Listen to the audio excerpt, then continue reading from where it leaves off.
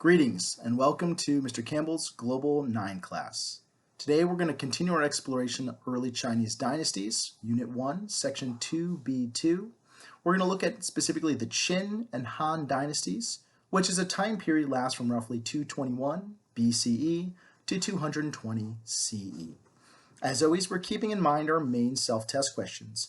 How did Chinese civilization adapt to, and were they influenced by geographic conditions?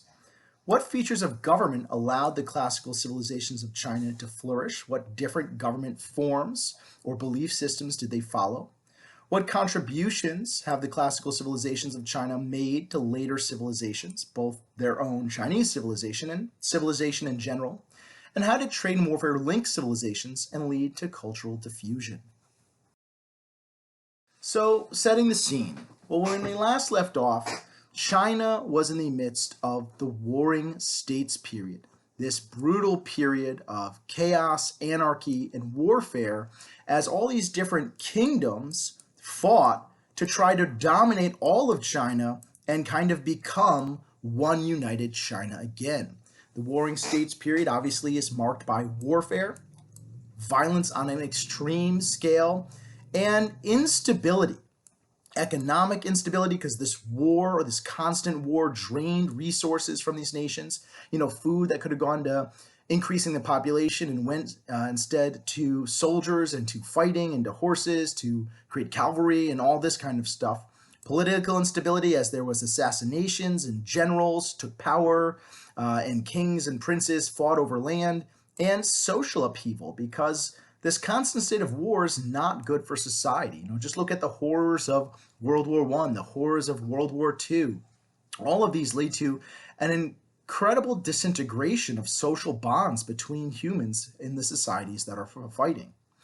This warring states, in turn, cause and effect, led to a blossoming of new philosophies and belief systems. This is the 100 schools of thought. That's a reaction to the warring states, right? Because of the violence, because of the chaos of the warring states, different philosophers in China are going to try and reason what's the best way a country or an empire could be organized to promote order and stability.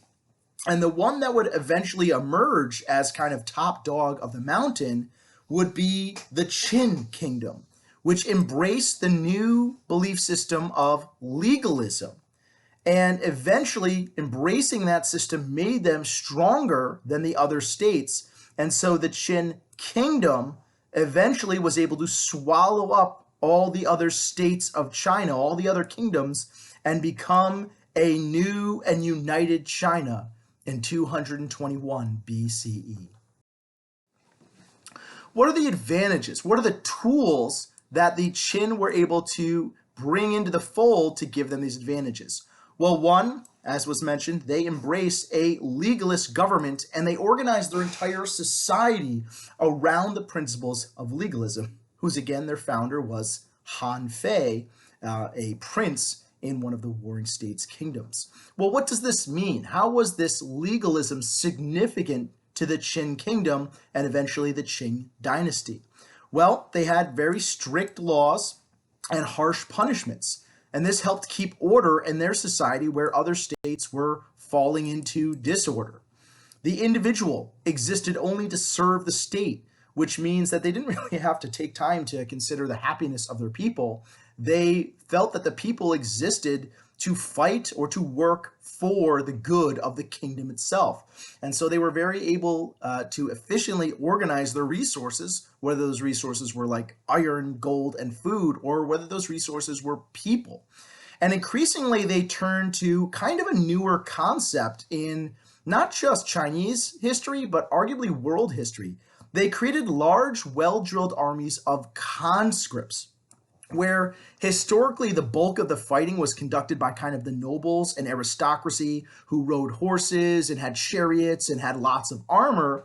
The Qin built these armies of basically peasants. Yes, their officers were still nobles, their officers were still educated and rich men, but the average fighting was done by peasants who were drafted into the army. and forced to fight. Again, that idea of serving the state. And this allowed them to build massive armies. They also had technological advantages. They developed and embraced iron weapons and casting. Again, iron casting was something that the previous Zhou dynasty came up with. Well, the Qin really took advantage of that. Their iron tools made them more effective farmers and builders so they could create more food. And iron weapons like swords, armor, and arrowheads or crossbow bolts made them deadlier soldiers. The Qin had the advantage of a new technology that had been kind of a Chinese technology, but were really embraced by the Qin. These are crossbows. Crossbows are bows and arrows, sure, but they're mounted on a stock. So instead of archery, where you have to train for months, maybe even years to become a good archer, a crossbow, you just point it at the thing you want to die, pull the trigger, and that thing's probably going to die. It had all the power of a bow, but without the need for really skill to operate it. And they use these in mass formations. If you want to take a look at it, you can use the link in the notes here to take a look at how they use these just waves of crossbow bolts firing into the air and then just kind of rain crossbow bolts down upon enemy formations. They had access to horses. They traded with kind of the nomadic horse people out here. They traded silk and other goods and in exchange got horses. So they also had really lethal cavalry and chariot soldiers to back up their infantry. And they also, as they expanded, they gave land to peasants and they gave them iron tools. Basically, the state provided tools for families. And that kind of made them be a popular conqueror and increased overall food production. So as King Zhang of the Qin uses these advantages of a strict and stable society based on legalism, of new technologies and new techniques for military conquest, he is able to unite all of China. And he becomes Shi Hongdi, or first emperor of a united China. He renames himself this first imperial celestial one. And he rules as an autocrat, which means he had complete control over his government. So we're looking at enduring issues here. This is a type of government. This is also tied into the belief system of legalism as a philosophy that in fact, legalists believe that the king or emperor should have all of the power, that made the best government. And he's not going to share power with anyone else. He's not going to share power with the peasants, not going to share power with the nobility. Whereas the Zhou in their feudalism were decentralized, Shi Hongdi creates a highly centralized government, all power centered on him.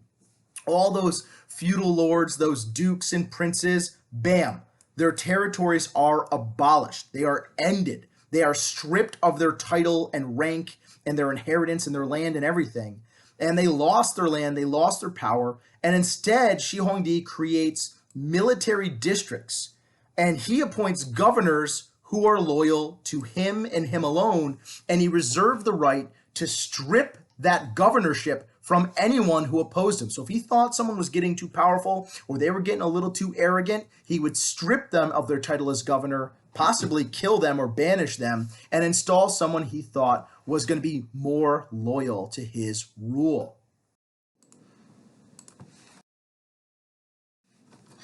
So as an autocrat or as an authoritarian ruler, he's going to enforce this strict obedience to his authority and the authority of the state. And this is really how this Chinese government is run under the Qin dynasty. You have extreme stability, extreme order, but it comes at the expense of personal freedom, that people didn't really have rights in this situation. So what then did this legalist system, this belief system actually being utilized by society, what did that look like? Well, of course, there's those strict laws, which are a key aspect of legalism. The idea that there was really a law governing almost anything. Being within this kind of strict law structure that people would be so afraid of violating the laws that they wouldn't. Because if you broke these strict laws, there were in turn very harsh punishments. During the Qin dynasty, most breaking of laws, most infractions led to either heavy labor, That was like the nicest thing you could get. And here we have a picture that's basically kind of like a primary source document. It is showing these prisoners being led to hard labor. So they'd be chained and collared, and the collars are these big wooden signs that would proclaim what their crime was, stealing from the marketplace, refusing to pay taxes or not paying enough. And they'd be marched through the countryside to whatever public works project that they'd be forced to work on. And for the most part, they're never seeing home again. They're probably going to die working on these projects that were enacted by the Emperor Shi Huangdi. Other punishments were mutilation, cutting off of ears, cutting off of noses, branding of the face with your crime so everyone would know what you did, or of course just simply execution. So people were terrified because if you broke a law, you were going to either be massacred or mangled in some way, or you were just going to die digging a tunnel somewhere 100 miles from where you lived. As part of legalism, there were also rewards for spying on your neighbors. Shi Huangdi enacted a series of government and community watches where every village had patrols at night. Every village had like a talman or kind of like a head councilman who was expected to keep law and order. And if you found out someone was breaking a law and turned them in, you ratted them out, you would be rewarded, usually financially or with extra food or things like that. And so what this created is a spy state where every person, every citizen is spying on everyone else. They also would punish people if they knew you knew of a crime being committed but didn't say anything. So you knew that your neighbor wasn't paying enough in taxes, that if you're supposed to pay 10%, they were only paying 6%. You knew they were keeping some of the grain back, and it was found out, and then someone found out that you knew and didn't tell the government, you would be punished just as harshly. So people were actively like spying on each other because they were afraid that they were going to get in trouble. There was strict censorship, star that one. Very strict censorship, which means that the government is going to try to control information. We're going to go into more detail on just a second. And the citizens in this legalist society, right? Legalism, again, is the belief system that's governing all of this, all right? Citizens were expected to provide labor as part of their taxes. They were expected to pay additional taxes in the form of generally rice. Usually staple crop was what you paid your taxes in, at least for the poor. Fight when needed as part of these conscript armies. Every family would send 1 or 2 of their younger males to fight. To shut the heck up, you were not allowed to criticize the government, and to report on their neighbors. So this is how this strict legalist authoritarian government affected the people of China. And you might call these enduring issues of a lack of power for the common people, or a violation of human rights, or really any one of those concepts as enduring. So let's take a closer look at this censorship. Censorship is government control over what is written or seen. And it can be from anything like, modern TV doesn't have certain swear words, quote unquote, because that is considered by the FCC to be profane language. So they're not allowed to use certain words at certain times on TV. But historically in China, right, under the first emperor, there was no criticism of the government allowed. No one was able to basically write, they didn't really have newspapers per se, but people wrote books that commented and critiqued on government, and you were not allowed to do that. He basically outlawed most books. The only books that were allowed were on religious rituals, because he still wanted to make sure the gods were pleased, the mandate of heaven would remain. On medicine, because, he wants people to be well, and he wants to be well if he gets sick. And on farming techniques and weather, how to predict the weather. Most other books, whether they were history books, philosophy books, whatever they were on, were hunted down and burned. And you can see that here and here in an actual primary source document, just burning piles of these books. The only philosophy that remained was Taoism, because Taoism was also kind of a religion, and Taoism had rituals to please the gods. Scholars, writers of these books, people who owned these books were also either burned or buried alive. All right, so that was the punishment for just having these books. Anyone who complained about these harsh laws were also buried alive. And this is a pretty easy CRQ. I could show you this picture and ask for the historical circumstances of this, and you would talk about Shi Huangdi, the Qin dynasty, legalism, strict censorship and control of information. That would be your historical circumstances or your background that led to either of these pictures really being used in a CRQ. Despite this really brutal system of government, the Qin dynasty oversaw some incredible innovations, some incredible achievements during their relatively brief rule. Shi Huangdi initiated a massive series of public works projects. He was able to do this because of legalism, right? They had labor as a form of taxes and punishment. Remember, one of the common punishments was forced labor, hard labor. So anyone that broke the law just became a free, well, really a slave to the state. They built massive irrigation projects, opening lots of new land to rice paddies, to creating those ponds with rice in them.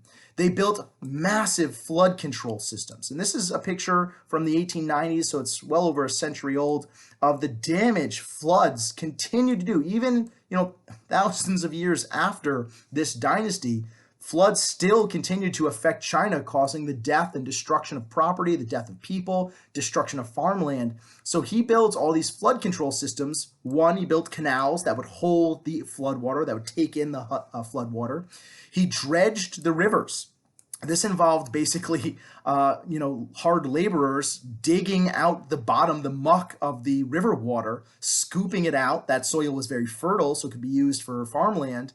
And it made the rivers deeper, so they were less likely to flood. And they built embankments. They built basically high walls on either side of the rivers, using both stone and or wood or a combination of both, making the rivers, again, higher so they're less likely to flood.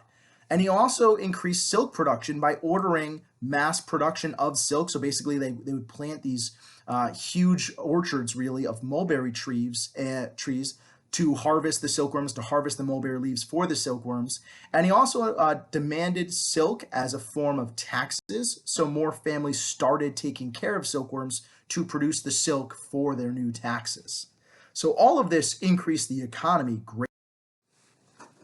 Shi Huangdi ordered a census or a counting of citizens for tax and labor purposes. This made the government wildly more efficient, both at forcing people to pay their taxes and forcing people to do this labor for the government, but also it made them more efficient at storing food. So if there was a flood, if there was a famine, they knew how much food to allocate as a form of welfare there. It made them more efficient at protecting territories. If there's so many people here, we can ask this many soldiers to serve in the military. That will keep this area safer. So it had both costs to the citizens, but also benefits. And these are some huge innovations he did. All right, standardization. He standardized or ordered that it would be made the same across all of China, all weights and measures. So think out if, historically you had all these different kingdoms in China during the Warring States, each had their own measurement of liquid. So you go to the store and you might get a gallon of milk. Well, in a different kingdom, they got a fluzit of milk. And a fluzit wasn't necessarily a gallon. It was a different measure. And so Shi Huangdi said, well, that makes trade very challenging because everyone's using different measurements of volume, length, weight, everything. So we're going to make everything the same. This will be one type of measurement for weight, which we can put on scales. And if you're buying a pound of rice, bam, we know this is a pound no matter where you are in China. If you're buying a cup of rice, we know, bam, this is a cup of rice no matter where you are in China. He standardized currency in coins, which made trade vastly easier. And these were made using molding. So again, that technology of pouring hot metal into clay molds to mass produce these coins. And he standardized the written language. This standardization of the Chinese written language, those pictographs, is still the basis of modern Chinese today. He even standardized roads, like how wide they would be and how wide wagon wheels would be. That way, everyone could trade and move easily over roads without any confusion. The effects of all these changes, though ordered, though forced on the Chinese people by this autocrat, this authoritarian government, was a radical expansion of trade. Unfortunately, it also destroyed a lot of local traditions, local languages, local written languages, local measurements are gone, and it increased his control over China. Other achievements of the Qin dynasty under Shi Hongdi. He ordered the first construction of the Great Wall, the purpose of which was to add to these geographic barriers of these mountains to make it even more difficult for these nomadic horse soldiers to attack and raid China. They didn't really have civilization. They had cultures based on fighting and war and things like that. And these walls, these fortresses, these castles would act as an impediment, protecting the interior of China. The changes in public works under the Qin dynasty did help improve the economy. They made China safer by protecting them from invasion, and they arguably expanded trade to levels unheard of before Shi Hongdi. But there's a downside or a dark side. A lot of these construction projects, these public works like the Great Wall, they cost thousands and thousands of lives. I've seen all sorts of estimates between how many lives the Great Wall built by the Qin cost, but a lot of historians say between 300,000 and 1,000,000 people died working on building this giant fortress wall. They were literally worked to death, whether they were criminals or whether they were just the common people. They're just worked with very little food, digging, sanding, packing, shaping stones, cutting stones, stacking stones. And it was just dangerous work. And all these projects took farmers away from their crops and away from their homes, which means they're unhappy. And also, when you're taking people constantly away from farming, there might be less food production. And more importantly, they're just unpopular. All these projects make Shi Hongdi unpopular, but people are too afraid to voice this resentment or this anger because, they'll just be sent to forced labor and die building the Great Wall. And here we have some pictures of that Great Wall, and you can see this incredibly advanced construction methods where you are building stone on the outside and then you are packing the inside with hard earth and building basically kind of wooden facades in between, making it incredibly strong construction. As he approached older age, Emperor Shi Hongdi became obsessed with death, immortality, and his place in the heavens. And he ordered the construction of a massive tomb complex. And he envisioned that if he was going to die, because he was kind of still hoping that his priests would come up with a secret potion called the elixir of immortality. Basically, he was going to drink it, he was going to live forever. But if he died, he wanted to go to heaven and still remain a powerful kind of king, a king of kings. So he ordered this massive fortress palace complex built as his tomb, and in it, he ordered the construction of thousands of terracotta or clay soldiers who he thought would guard him in his afterlife, would follow his commands. And they were armed with real weapons. They had real spears, real crossbows, real chariots, not real horses. They made clay horses, giant clay horses. But everything else was real. A lot of those weapons don't remain because during a rebellion in the 1300s, a bunch of peasants broke into this tomb and stole all the weapons to arm themselves. But this is a huge public works project, but it doesn't help society. So it's kind of showing the downside of this autocracy, kind of like the pyramids of Egypt, where this is a public works project and it shows incredible innovation and construction ability, but it doesn't help society. Dredging rivers, building irrigation systems, building flood control canals, all that helps society. Terracing new mountains to make new rice paddies, all that helps. This doesn't help society.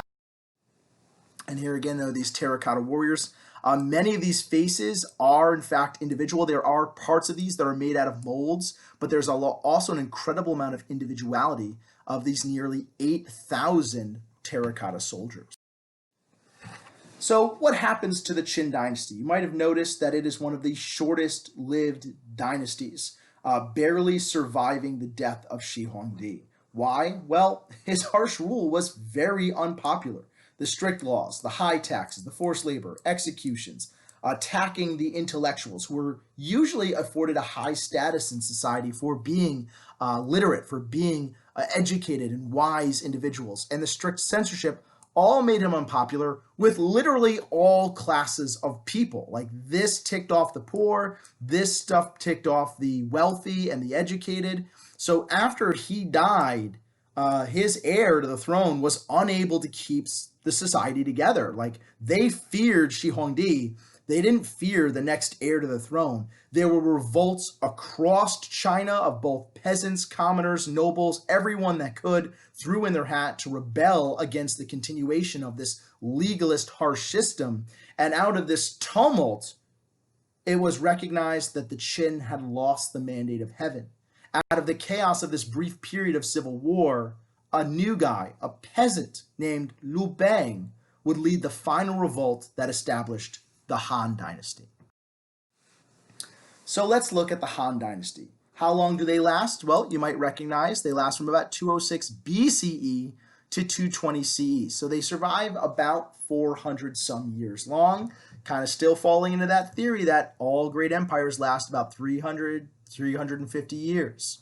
Liu Bang becomes this new emperor of a Han dynasty. This is going to be one of the more important dynasties we spend time on, as was the Qin dynasty. They're arguably kind of the most important too. He was originally a peasant. He was not a great military commander. No one really considered him a keen tactical or strategic mind. But in fact, the earliest writings we have of him show him to be a lazy person without a job who enjoyed drinking and carousing with women. But he became a skilled politician.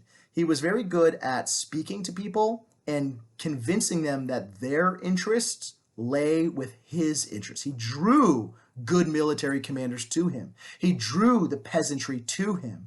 And in a short period of time is able to, in fact, claim most of China and eventually even expand to new lands. And so he he orders the creation of a new dynasty.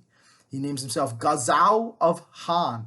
And Han now then becomes the main dominant ethnic group in China. He says, this is who we are. We are the Han Chinese.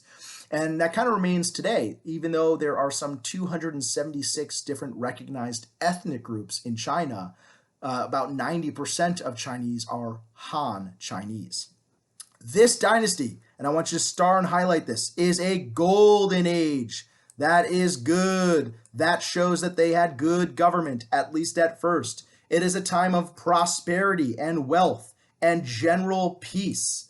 Yes, they might be at war, but if they're fighting, they're either winning or they're not losing. So it's good. They expanded trade. They had intellectual and artistic achievements, achievements of scientific nature and engineering nature, all sorts of good stuff.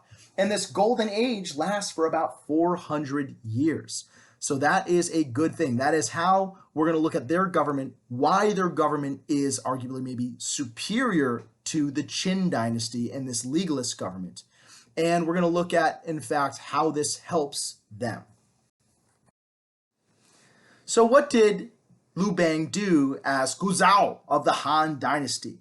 Well, initially as he comes in, like most young dynasties do, he immediately lowers taxes, realizing that that was something that had crushed the peasants, that had made them unhappy and willing to rebel against the Qin dynasty, and he himself had been a peasant, so he remembers how brutal these high taxes were, so he lowers them.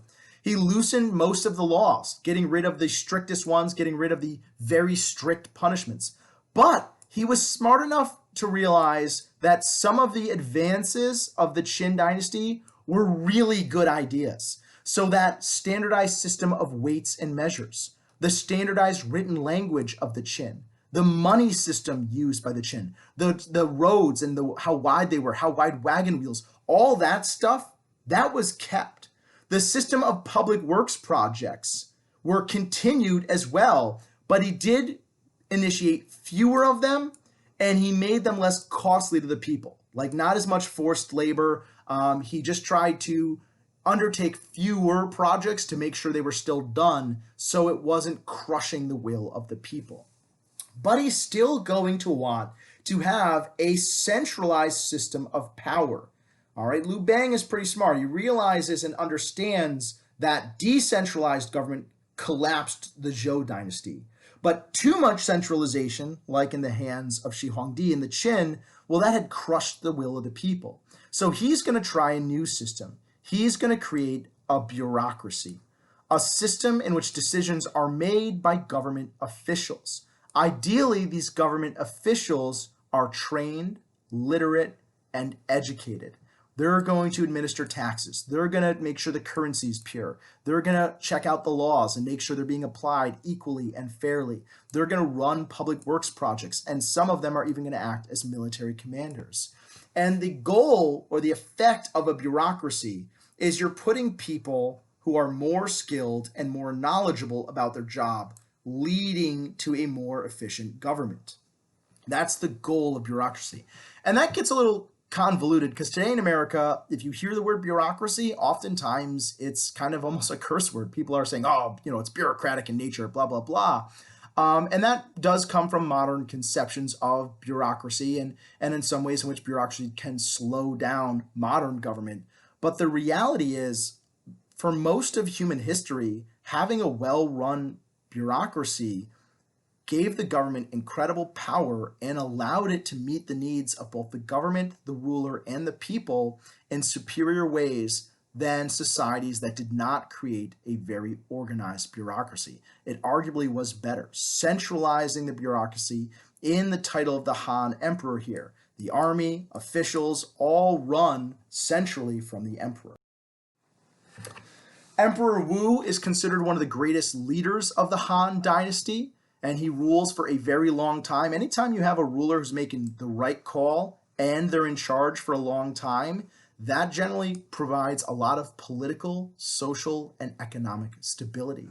He wanted to kind of walk a fine line between government control and letting things be run by a bureaucracy.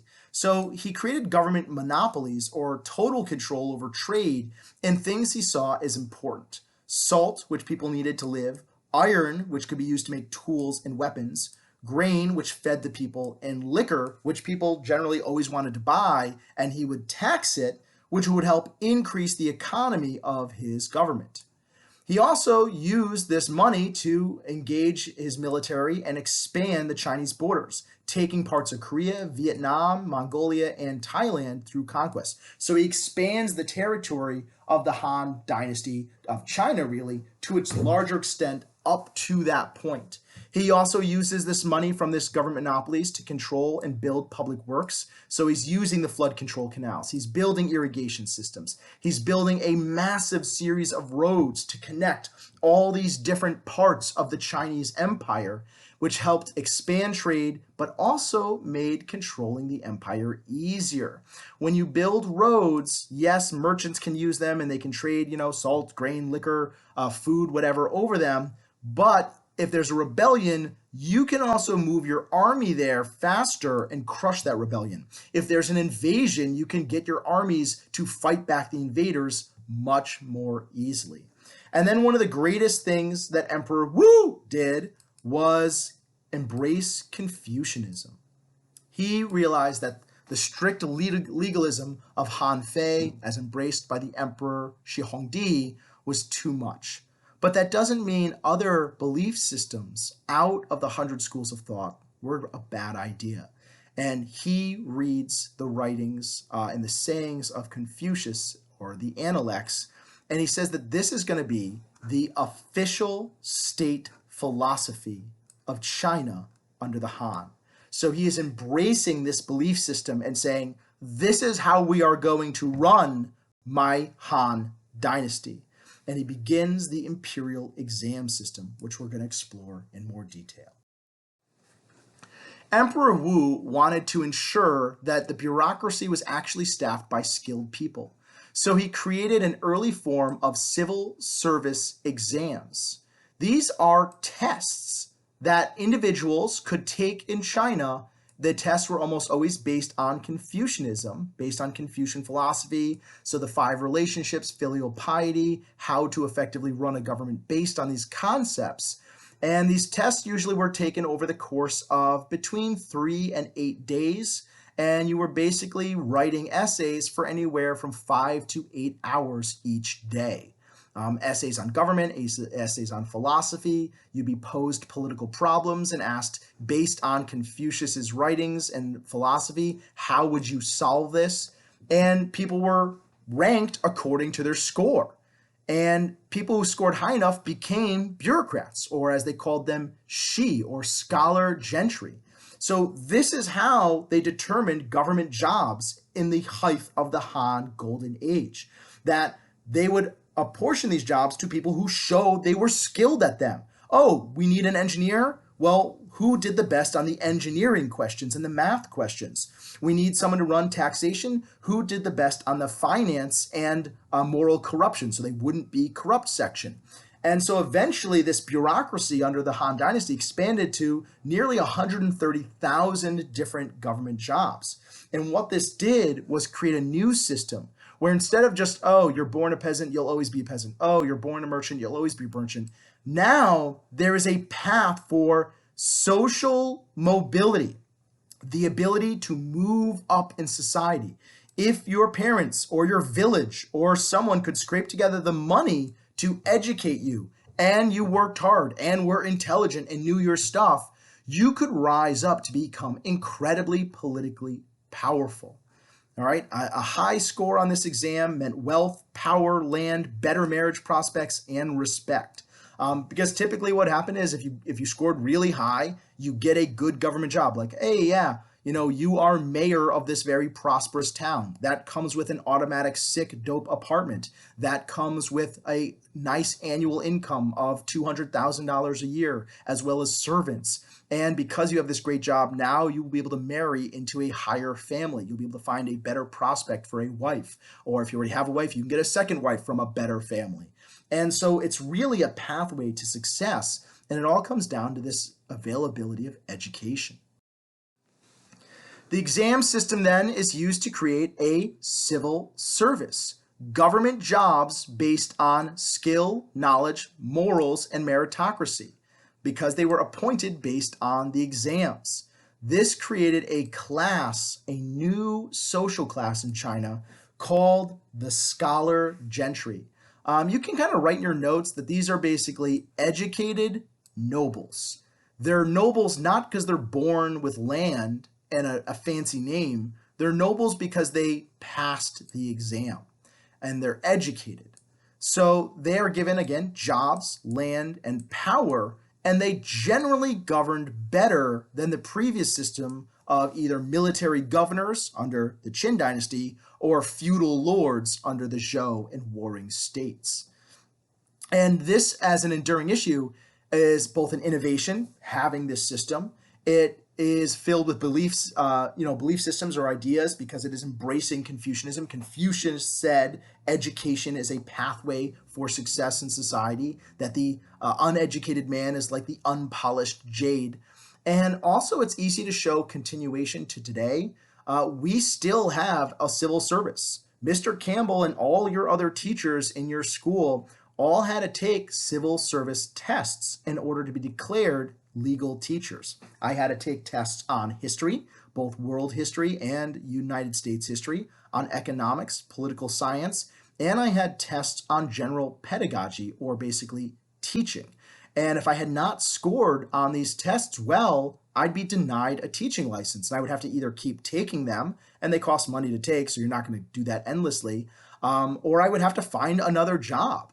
And in fact, I have to continue going to classes to show that I've improved and I continue my learning as a teacher, or I could still potentially lose my teaching license. So this is an idea that most modern countries in the world still have today. I have friends who work, one was a police chief. He had to take civil service exams. Just to enter into a police department, you take civil service tests. So this idea that we want people in government who are knowledgeable about the field they're going into, that is now the model for most of the world. What are the duties of these scholar gentry? How is that significant? Well, they collected and distributed taxes. They acted as judges, lawyers, or magistrates. Magistrate is a fancy word for judge. They did perform ceremonies and rituals to please the gods. Even though they're not priests in and of themselves, there would be certain sacrifices, burning of incense, certain prayers that they would help conduct to make sure the gods were happy and ensured a good harvest. They oversaw the census, the counting of people, to make sure taxation and the army was filled. They oversaw and designed public works, especially if they were engineers. They controlled local education. The lowest rank, if you passed the civil service exam in China, but didn't get a high score was you become a local teacher. And sometimes if they were skilled military commanders, they would become like generals or colonels, etc. And the effect of this, cause and effect, is China under the Han is incredibly efficient and well run as a government. And you have the creation of this new social class. That's how it impacts their society. Under this Confucian Han dynasty, Confucianism does govern all, so it is helpful to understand what those concepts of Confucianism are. Again, you have the 5 relationships that the family is a model for all of society. Everyone should know where they are and obey the person above them, right? Filial piety. You have that ruler to rule, father to son, elder brother to younger brother, husband to wife, all of that. And under the Han dynasty, punishment for crimes was based, in fact, on the Confucian relationship. So the harshest penalty was a son striking or disobeying his father, because that was considered a great crime against the Confucian system.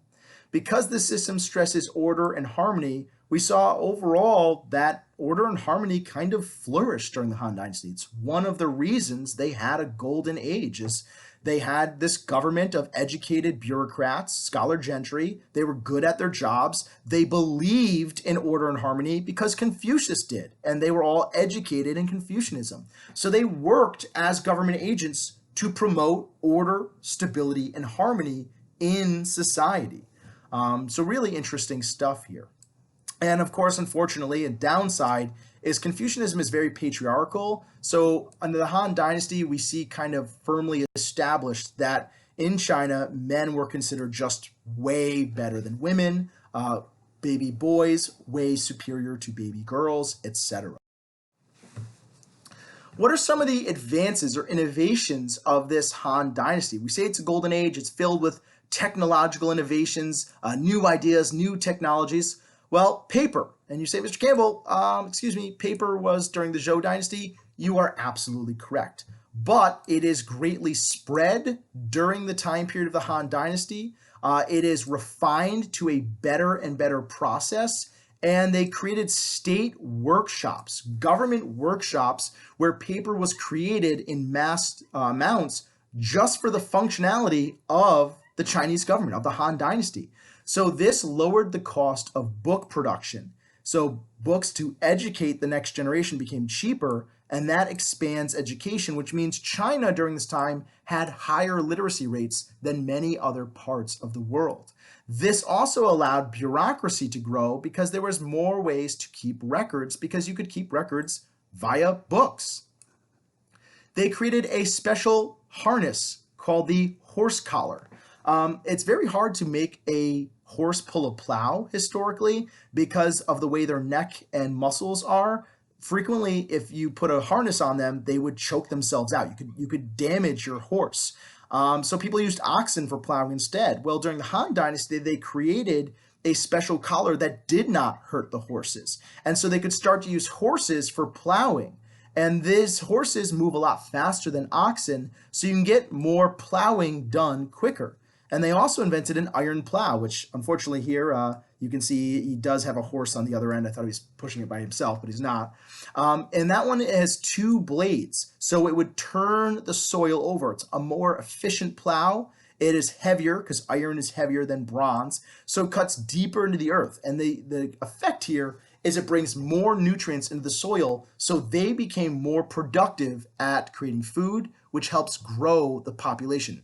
When you grow the population and can feed them, that grows the overall size of the economy, cause and effect. They invented a wheelbarrow. That's pretty cool because when you're lifting a heavy load, unless it's a deadlift or a squat, you want to have a wheelbarrow involved.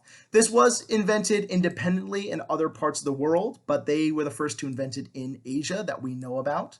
And so that allowed their construction projects to be more easily done. They created a water wheel. This uses water to power things. Basically, water hits a water wheel, turns it, and that spins a dynamo and gears, and you can power bellows for smithing. You can power water hammers or any number of things. These weren't really widely used in China, but they were used in certain prostheses like pounding wood pulp to make paper, and that made those processes much more efficient. They invented a compass, a magnetic compass. However, they did not use it for navigation. They basically asked questions of the gods. Remember those turtle shells, the oracle bones? They'd be like, is Jimmy going to ask me to prom? And then they'd spin this metal lodestone, and it would always point north. So it would point to whichever what you put here. Yes, no, maybe, ask again later. But they thought that was the gods speaking of them, which is amazing. They have all these incredible technological innovations, but then they can't figure out that this thing always points in the same direction. But whatevs. They invented a seismograph. Earthquakes are a pretty nasty thing in China, as they're pretty much nasty wherever they occur. And so there was a invention they created that could predict when earthquakes would come, and to a lesser extent, predict how severe they were. They had advances in medicine that become kind of hallmarks of Eastern medicine. Acupuncture, the idea of blocking key pressure points using needles or just pressure itself, and that would lead to healing, whether you think that works or not. They did, and it becomes a cornerstone of their medicine. They did create actual medicines, like they created medical textbooks where they had different herbs that do have various effects. Ginseng can increase the human immune system, like vitamin C sources increase the human immune system. There's ephedra, which is a type of stimulant that they could make into teas. They invented a type of anesthesia that they could use for surgery, which was like way better than, well, we got to take your foot off, Billy, and then sawing through someone's foot. Anesthesia allowed you to knock someone out, which is radically better than just put something leather in your mouth, bite real hard while I saw through your bone. So definitely some advances. Other technological advances. Casting bronzes continues during their time period. Yes, that was invented during the Shang Dynasty, but their level of skill becomes ever more intricate. I love this. This is a lantern, and it's a bronze lantern of a person holding a lantern, and their lantern is the lantern. It seems a little weird to me, but they liked it, so that's cool. As they had this formalized style of writing, right, they kept the Qin standardized writing, they began to use fancier and fancier styles of it called calligraphy. Calligraphy itself isn't just Chinese. Calligraphy can be English calligraphy. There can be Arabic calligraphy. Any language can have calligraphy. It's just stylized or artistic writing, but it becomes a very beautiful art form and a very approved art form in China, and that concept of calligraphy will spread to Korea, Japan, and some of the other Asiatic countries. The Han Dynasty also saw a huge development in Chinese relations by forging the Silk Road. I want you to star and highlight this. We are going to be coming and talking about this, coming back to this again and again in the year. As the Han expanded their borders outward, they expanded trade with them. Specifically, the soil in China is like really bad for horses. It lacks a nutrient called psyllium, which basically means that horses need to grow big and strong, and they kind of need it to like live. And Chinese soil doesn't have it, which means Chinese grass doesn't have it. But the soil out here in the nomadic area has tons of this stuff. And so they had really good war horses. So the Chinese initially stretch out here to try and gain access to this good soil, which they didn't really understand the concept of. They just knew the horses out here were better. And to trade for horses. They're like, hey, nomads, you guys are barbarians. We don't really like you, but you guys got good horses. Would you like our silk? Would you like our tea and our iron weapons? And they would trade back and forth. So trade is going to expand along this new route. And the one thing the Chinese had a monopoly on was the production of this cloth, this silk that was highly desirable. Eventually, the Silk Road, which is not one road, it's a series, a system of trade routes that are nearly 4,000 miles in length, would connect China, the east, to Europe, the west, but would also connect them to the Middle East, to India, to the Persian Empire, to all these different places. And while silk was the main good traded, jade, paper, spices, dyes, all of these things were primarily traded for horses and to a lesser extent gold and silver. The effect of all this, it will make China very wealthy. People want to go to China. People want to trade with China because they have the silk, because they have the paper, the spices, all these other desirable luxury goods. And here's kind of maps. I expect you to know a map of the Silk Road. Like if I crossed out the title and just showed you this, you should know that this is the Silk Road, and it goes, in fact, all the way to Europe, where these goods would then be distributed across the Mediterranean, and they connects down as well into the Indian Ocean and all that stuff. So the effects of the Silk Road trade, it contributes to cultural diffusion, the technology of papermaking, the technology of crossbows, gunpowder, casting, and silk and porcelain eventually all make their way out of China along the Silk Road through cultural diffusion. That trade spreads technology, trade spreads innovations. Later, we're going to talk about a belief system called Buddhism. It's going to be a religion/philosophy that will also spread along the Silk Road out of India to China, becoming a dominant religion in China for centuries. Another effect, or why the Silk Road is significant or important, is it makes China wealthy, and that wealth fueled these advances. You get to be a golden age because your civilization has wealth, prosperity, food, and the Silk Road trade helped fuel this golden age of the Han Dynasty. Well, what happens to the Han? Why do they collapse, right? Well, eventually all governments become wasteful and ineffective. After Emperor Wu, who was like really the best emperor of the Han, later emperors wasted money. They spent it on lots and lots of wives or concubines, second, third, fourth wives. Some of them had 100, 200 different wives. They bought them, they traded them, they kept them in like silk clothes. All that's expensive. They built palaces, multiple palaces for themselves. They spent money on art, alcohol, parties, gifts to people. And all that is tax money. All right, these emperors don't make money. So when they're buying stuff, when they're building a brand new palace for $30 million, that's tax money that's not going to like help society. And you know, as an emperor, no one's going to question your right to rule. So if you're a good emperor like Wu, you're hitting the books, you're making laws, you're making decisions, you're hiring people that are good at their jobs, and you're letting them run your empire. But you could also just say, I'm emperor, I want to party all day long and let someone else like make the hard decisions, just keep my parties flowing, and no one's going to really question you on that because you can have them killed. So later emperors are bad. You have political infighting and succession problems. This is a huge problem in empires throughout history. After an emperor dies, like a good emperor, who is going to take the throne? Well, a lot of times it's just the firstborn son, but if you have lots of wives, if you have lots of concubine or second wives, they all want their child on the throne after you die. So they competed to place their sons on the throne. And this competition could be like gossip wars, or this competition could be like poisoning and assassination, allying with local governors and military commanders to kill the other sons in a coup. And that led to political instability later on after the good emperors died. And also you saw court eunuchs slowly take more and more power.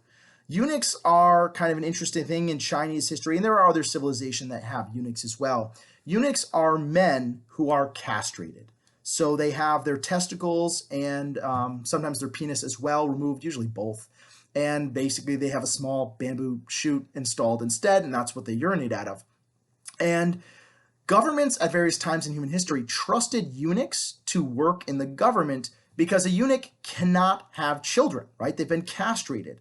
So they can never start their own dynasty. So emperors would give them political power because they are never going to take over and make their own dynasty because they can't. They can't have children. And as emperors wanted to party more and hang out and not really do the work of being in charge, they handed more and more power over to these eunuchs.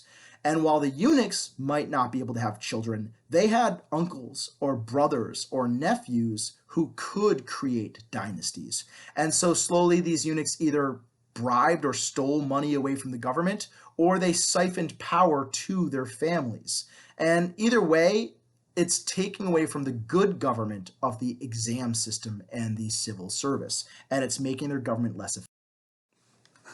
Increasingly to pay for this army and increasingly to pay for the palaces and the parties, later Han emperors kept raising taxes. While the initial ones lowered them, later on they raised them. This is a common theme we see in government after government this year.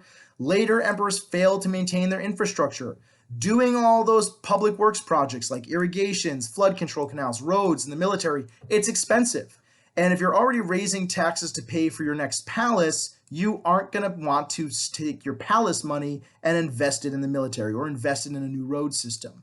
So as that stuff collapses, you're going to have trade go down, and you're going to have the safety of your empire go down. As you take money out of the military, well, the military can't provide as much protection. And later on, the exam system itself begins to fail. Originally, it was meant to be open to everyone. Later on, the eunuchs and other groups started to reserve certain jobs only for their family and friends. So it became kind of an aristocracy instead. Instead of being open to everyone and based solely on scores, they started giving some jobs just to people who were politically connected, and that ruined the purity of this exam system in the civil service, which meant that the people running the government were not necessarily qualified. Other reasons for the fall of the dynasty: external invasions. The Zhanggu and the Huns, these nomadic horse people, began to increasingly invade, cutting across the borders of China, raiding certain territories. And because the government was spending less money on the military, the Chinese military suffered defeat after defeat. Between high taxes, a couple years of drought, and these foreign invasions, there were revolts across the Han Dynasty. Warlords and generals decided to overthrow the emperor and create their own kingdoms, and you had this little mini warring states period. Again, they're not going to call it the warring states. We're going to call it, if I'm mistaken, it's called the Ottoman Kingdoms or the Five Kingdoms period. But the end result is the same. The Han Dynasty falls after nearly 400 years of good rule. This is just kind of a snapshot that I want us to think about the whole year through. Why do civilizations fall? It's frequently due to both inside and outside forces. Outside forces like invaders, bad warfare, non-lucrative warfare, wars that don't bring you money, a poor balance of trade when you're spending too much money on stuff from other countries and not buying stuff from your own country. Social and cultural changes where people basically decide the civilization isn't worth saving. Immigration or emigration, people leaving your civilization because it's not very good, or new groups moving in and creating social, political, or economic strain, or climate issues that a couple bad droughts in a row, or not enough rainfall can lead to famines that would then lead to revolts. Inside forces, government corruption and misuse of taxes is a common one. Loss of social and cultural unity as people decide they aren't really part of this one civilization anymore. Environmental failures or disease, again, kind of coming back to that interaction with society, interaction with the environment.